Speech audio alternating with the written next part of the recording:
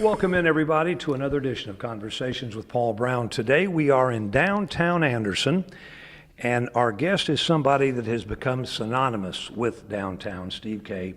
We're going to hear a lot of interesting stories from him. We're going to get a perspective on the history of downtown. This may be difficult for you, but go back and tell me what you remember about growing up. I grew up in the Broadway school community. I lived right down the road from my grandfather on the old K home place, I guess you'd say. Is what It's we still call it. there. Still there, still there. There's about 200 acres there. My dad had built a house just in the corner of the property, and my growing up consisted of helping my grandfather, Rhett Kay. My job was to go help him on the farm. And that meant you were driving way before you could have a license. Oh, absolutely, absolutely. I did learn to drive a truck in the middle of a cotton field. You had grown up working in the fields. Right. Was moving into the mill an upgrade for you? Yeah. That was my whole family had moved pretty much from working on the farm and going into the Abney Mills, Riverside Mill on Gossett Street. My mom and dad worked there. Started to work there on my 16th birthday. And What did you do on that first job? oh, I had that job where you blow down the mill on the weekends. You take, Because all the lint and all that lint, yeah, all that stuff you saw in the movie. That was my job, was going in on the weekends, and we were called the blowdown crew. But we'd go in on the weekends and blow all that lint out of the ceiling and bag it up, and that was one of my first jobs in the mill. And that was a pretty dirty job. Oh, it was. And back then, were we concerned about safety and respiratory illnesses and all this other stuff, or did you have a mask? I think they gave you a mask, but nobody told you had to wear it back then. So from the mill, where do you progress in your work Spent career? time in the mill, worked there, worked second shift, drove the school bus, but then from there moved on to Hill Electric. How did you happen to get a job there? My Uncle Junior worked there. He was an electrician there, and that was my connection to start to work at Hill. And you started as an apprentice, or in the stock room, or where? In the stock room. And my first day was in the warehouse. Did you know anything about electrical components? Did you know what a connector in a Well, I come from a family of electricians. My dad was an electrician in the mill, so I you knew a grew little up bit around it. about it, just working with him. Okay. But my uncle Charlie had worked for Ameritron and Milliken, so it was kind of in the family, Yeah. being an electrician or going in that direction. Where did you progress to at Hill Electric? Well, I ended up, as they say, started in the warehouse and ended up buying the company. Did you do electrical work along the way? Did you actually go out and hang a fluorescent Oh fixture yeah, somewhere? yeah. I learned how to do that all along the way. I worked there part-time, worked there in the summers, went to Clemson. Studying what? Engineering, electrical engineering at Clemson, and much to my surprise was offered a job a full-time job at Hill when I graduated. At the time, I had an opportunity to go to work for General Electric, I guess the biggest company in the electrical company in the world, or the smallest. And I thought that was a kind of foolish thing to do, was to pick to go to work with the smallest one, and it ended up working out there, where I ended up buying the company from Bob over the years. You say it was, but knowing you and your history, if you hadn't told me that, and you said I had an opportunity to go to GE or go to Hill, knowing you, I would have said you stayed home. Because there's just something, I mean, you, maybe subconsciously, but you knew that you could turn that into something. Well, maybe so. I don't know that I would have fit in that corporate world, but it worked out. Yeah. You buy the company, it becomes successful. Your first glimpse of downtown and your involvement can be traced to what? Oh, well, that goes back to my grandmother. That goes back to those days when I worked on the farm, that my Mama Kay would come to town every Saturday, and I'd come with her sometimes, and she had a place that she'd park in front of old Woolworths on the square. So that was my first remembrance of downtown, was just coming to town with her and knowing all the stores around the square. The Bales building was next door. Bell's building's next door. Belk. Belk's across. What else? And you going around, it was Cochran Jewelers around, and then you worked on around, and then there was Greens on the other side of the square, and Dixon's Ice Cream was there, which I ended up buying that building later on, and Maryland Shoes, and just on around Main Street. All right, your mother would bring you to town, and then when did you start to think that you wanted to invest you in downtown? My first purchase downtown was a friend of mine, Neil Workman, and I bought the old Sullivan building where Sullivan's is now. Yeah, where Sullivan's is now, and we had that building, and ultimately it was bought by the Carranzas brothers from Columbia, who brought Bill Nickus here. When you bought the building, the hardware store was no longer there. No, it wasn't. The city had developed it as an incubator. They had bought it, and they had transformed it into what you see now, pretty much. And they had used it as a business incubator, and then they kind of worked through that and then sold it. So you bought Sullivan's, right? And with what in mind? Neil's general contractor. He owned Trail Corporation at the time, and it was an investment. It was a development. Okay. It was just something to get your foot in the door. Yeah, he had done. He had a little more experience in that than I did, but we bought that, and through his connections was able to work it out. That Bill came here and started Sullivan's. When we come back, we're going to talk about what you did on the other side of Anderson, just a couple blocks away. But first, it's time to take a break.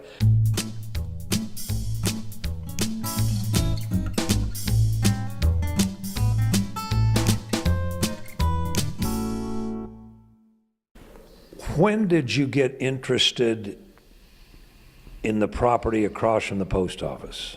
The Bleckley Inn was a result of buying John Pratt's old building at 132 East Benson. That was the initial purchase there. That came after the Sullivan's property, and we decided that we wanted to move downtown, and lived in a subdivision, had the big yard, but wanted to do something different, and pursued John Pratt, and John reluctantly sold us that building, which I think is architecturally one of the neatest buildings downtown. But it was in pretty bad shape when the pigeons really prevailed there, more so than anybody else when we bought it. And there was a fire next door. Tell me that story. Fire next door that was the original Bleckley building. And there was a fire next door, and that was in the mid-'70s, I understand. And I think you even took a picture of that. I've got a photograph that you did of that, but I think it was an Army surplus store. It was Army Navy store. Right. But fire there. According to John Pratt, John was down there, and it was about to burn the building I bought down as well. But John just kept insisting that the firemen try to save that building, and they I think he finally persuaded them to go up inside his building with a fire hose and try to knock down the fire before it got into that building. And when we restored it, there's charred marks all over that cool? The fire did get into it. And it's a beautiful old building that we were able to restore. When you build that, there's a vacant lot then between you and Fant Street, right, where the Army Navy store used to be. Right. When you moved into that and turned that into your downtown home, did you look out there one day and say, I can make something of this?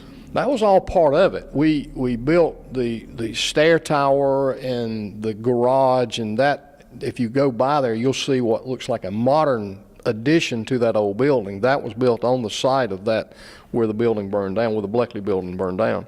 And almost at the same time, we developed that into the courtyard. The courtyard was a part of the house renovation when we did that. Then comes turning what's left of that property down there into the Blakely Inn. Right. But before you did that, there was, where you now have receptions, there was an empty building there, and some foreigners They did. with 4 feet came to town. Tell me the story about how you played host to the Clydesdales. That was all about the Clydesdales. This was back when we had our soiree. And the soiree was an event that a lot of the folks who promoted that brought the Clydesdales to town. They said there really wasn't but one place for them to stay. When they came to town, they needed to stay in Steve's carriage house. Right. They stayed with us for a week and had a great place to stay. They were there, the dog was there, and we just enjoyed having them there for that whole week. But the young people who fed them and took care of them every night had to go out to the interstate. They didn't have a place to sleep. The horses had a wonderful place to sleep, but the young people, they didn't. So every night we'd watch them get in their van and they'd go out to the interstate, and made great friends with them. They were just neat young people to stayed with us all week. Got to know them. And as they left, I remember standing on the sidewalk and watching them leave and deciding. Then I said, well, I know what we got to do with the rest of this property. It needs to be a hotel. And that was kind of the beginning of that. We started the process of tearing out all the debris and on the remainder of the property there that I had bought that from Betty Rogers. And that had been what? The history of the Blakely Inn, in its heyday? It's been a lot of things. It was originally owned by J.J. Fretwell, who was a son-in-law of Mr. Blakely, and it originally housed horse and buggy supplies. One of the neat stories about that is that they sold the Studebaker wagon, which was the only wagon that went over, and there used to be a Studebaker car. Yeah. And that happened to be the same brand of wagon as the Clydesdales. That famous wagon you see is a Studebaker. No. And so it kind of came back home, but they had the Studebaker franchise or whatever at the time. One of the last things that was in there was a car, a tire place. On the other side, it was Tom Chapman's tire recap in our dining room now. One of the neatest spaces there was a tire recap shop. During this whole process, your thinking has always been keep what's there and build it around it, as opposed to coming in and bulldozing it all down and starting over. That's right. Tell me where that came from. Well, it's a lot more trouble to try to save those things that are there, and people appreciate that. People like to see that, like to see what was old and what was there, and try to preserve it. And we just tried to do that everywhere, from the original apartment, this old heart pine. It had been painted over and over, and it had to be stripped and brought back to its original look. But the brick, you just got to find those things that are worth saving and try to hold on to them. And then you moved over to Main Street and did some stuff over there. Main Street, we went back then next door to the Sullivans, which was years ago the Maryland shoe store, but that was what I thought was one of the ugliest buildings downtown, because it had been renovated in this Art Deco look. They'd taken all the windows out and just made a smooth plaster finish on it. So we took a dramatic, probably drastic change there and clad that in glass. Got the inspiration from that from Chicago. There was a Chicago architecture tour. If you ever go to Chicago, you'd think, well, why in the world would I want to do an architecture tour? But it's on the river. You take a tour on a boat, and right in the middle of Chicago is a Trump building. A Trump building is glass, but it reflects the old Wrigley building. Does it really? And the Wrigleys are big in Chicago, and I thought that's very much like what we've got is our historic courthouse. And if you come up Benson Street from the west, and you come beside that glass building now, and you look up, you see a full reflection of the courthouse. So kind of, I don't mind stealing everybody else's ideas. So that's what I've done on a lot of things, but that's where that came from. And now you've got a great view from up on top. Right, rooftop space there. And you can see all the way up and down Main Street. During this entire process of being the premier downtown developer, there had to have been some hurdles you had to overcome. But did anybody else within the city and others share your vision of what we could do downtown? Well, I think, the city had the vision a long time ago when they did the streetscape. You have to give them credit for initially having done the streetscape, going out there and committing that. You remember how many months Yep. that the streets were torn up, and Yep. people's front doors, you had to walk across a plank to get in. So that took some vision that they took the initiative to do the tax district and start it all. So there's a lot of credit there for the lighting and the paving and all the things that happened downtown that they did, and then it made it a nice place to try to do development and try to do things. Where we're sitting now, if somebody were to just wake up in here and look up, they'd almost think they were in a railroad station. Tell me about where we are at Blakely Station and how this came about. We're sitting in the lobby of the Blakely Station. Blakely Station is our answer to a larger space to answer the needs of the community for bigger events, nonprofits, weddings, that we've outgrown the carriage house at the Blakely. We've enjoyed a good success there that, the Blakely had become the gathering place for the community. And many of the events had just gotten too big that we could host in the carriage house. So the idea was to take this property and do something similar to that, to maintain the character, to maintain that old feel, that old look, but it's 3 times the size. So that was the goal. And where are we? And people that haven't been on South Main Street in a while may remember this as what? A big hole. A big hole, yeah. People refer to it as the hole in the ground, and it's right next door to the Fox, which is the Fox English pub, and in between it and one of the old Hampton furniture stores. But This used to be what, Steve? Years ago, my dad tells me that this was a grocery store. I think this was one of the original Richburg grocery stores here on the spot on where the hole was. Okay. That was one of the last active businesses there. But it's been several things over the years. When you saw the hole, did something click? Did you see what we're sitting in now? I have to admit, initially I didn't see where we are now. I acquired the space from the theater folks who had a vision of doing a theater here, and they couldn't quite pull that together. I initially thought it was a retail space. It was a combination retail and hotel rooms, and it was just an evolution that came that we just needed this larger space for the events, and it's primarily for events. We've got a couple of rooms, apartments here.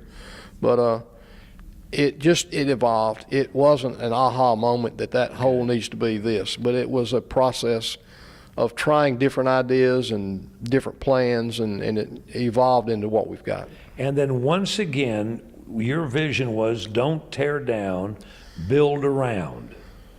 Right. And even though these walls aren't holding anything up, they're gorgeous historical brick walls that you've enhanced and supported with structural steel. Right, right. And that's, my best compliment was when someone comes through here and wants to question what's new or what was already here. And I fooled a few folks into thinking all this steel and structure might have always been here. Yeah. And that was my goal. But we've done that by keeping the walls of the buildings on either side intact. The old plaster is there. I mean, some might think it's ugly, but brides think it's beautiful. Yes. But we've then taken the brick that we tore out of the old building that was standing here, the old furniture store. We salvaged 70,000 brick out of that, and those brick were knocked down with a big tractor hauled away with a dump truck, cleaned up, put on pallets, and brought back. And then those have been used in the new building. But because they're old and because they blend in with the walls on either side that we left, it just makes it all flow together. And you can think that it's all been here. And you've basically improved from Main to Murray, because where this ends, you've got a great view now of Murray Avenue. Tell me what happened behind us. Well, behind us, folks will remember that was the old Hess station. Later on, it was an Exxon station. Then it was an eyesore. Yeah, but it was the old buildings were still there, the canopy was there, and I was able to buy that property, but bought it with the idea that ultimately I didn't need to own it. The city needed to own that and add it to the parking lots property they already had. And they worked with me on that. I bought the property, worked with them initially, even though I bought it into my name, but made sure we had everything taken care of as far as the gas tanks and all the things you have to do to work through by acquiring a gas station site. But I held that for a while, and then the city worked out a plan that they could buy it. So they have since bought the lot that faces Murray from me and added it to the city property they already had. And now if you ride by, you see it's a beautiful parking lot. They put the money into the improvement of the parking lot, and and it's for use for the station naturally, but it's public parking lot. It's available for anyone. Some of the events we're winding down time-wise that you've had since you opened this year have been what? We've had several weddings. I think the interesting thing about the weddings, two of the weddings we've had that I came to is I didn't know a single person here. They were 300 person weddings. So we've had 600 people here for weddings that came downtown Anderson, that, not that I know everybody in Anderson, but I know a lot of them. Yeah. But these were folks from Spartanburg, they came from Seneca, and they came here, they spent money downtown, they learned about downtown that would have never been here. So that was a big thing. We'll have a few big weddings. There's some families who will have weddings of that size here, but most of those things are going to be somebody from out of town that are going to discover downtown Anderson through this. The hospitals had a couple of events here. They had the big Camellia Ball here. That seems to be like the biggest party of the year now, and that was a huge success. We had an Eiffel Tower in the middle of the space inside for that. But just different groups. I think are about to have proms. The proms have discovered us. So that's a big thing. A lot of kids, and we've had that. We've had just most every nonprofit has been here. We hosted a lot of them at the station. They've been able to find the sponsors that are necessary to be able to be here, and really pleased that the nonprofits have supported us in realizing it's a big investment and we have to charge for this. Sure. But they've understood that, they've appreciated the effort that we made to have the space, and then each one has gone out individually and gotten the sponsors that are necessary to be able to have their big event here. So it's really worked out well. We're not full every weekend. I'd love to be, but over time people will discover us, and we're an upstate venue. We're not just Anderson. This is a quality space that I don't think you'll find anything anywhere in the upstate of this size and of this character for events. It's gorgeous. Thank you for sharing your story, Steve. Thanks for letting us tour. It's just a wonderful addition to downtown. We want to thank Steve K for sharing his story with us. Y'all come down here and take a peek.